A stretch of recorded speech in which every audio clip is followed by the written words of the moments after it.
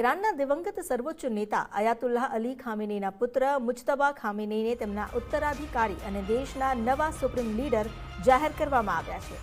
આ જાહેરાત ઈરાનના સરકારી ટીવી દ્વારા કરવામાં આવી।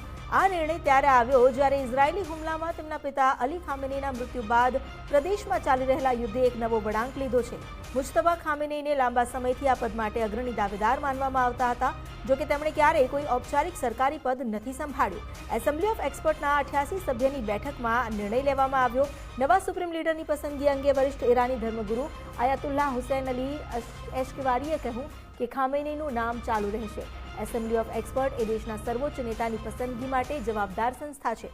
મુજતબા ખામેનીને લાંબા સમયથી ઈરાનના સત્તા માળખામાં પ્રભાવશાળી વ્યક્તિત્વ માનવામાં આવે છે। નવા સુપ્રીમ લીડરની જાહેરાત થતાં જ તહેરાન સહિત દેશના અલગ અલગ ભાગમાં લોકોએ રસ્તા પર ઉતરીને ઉજવણી કરી।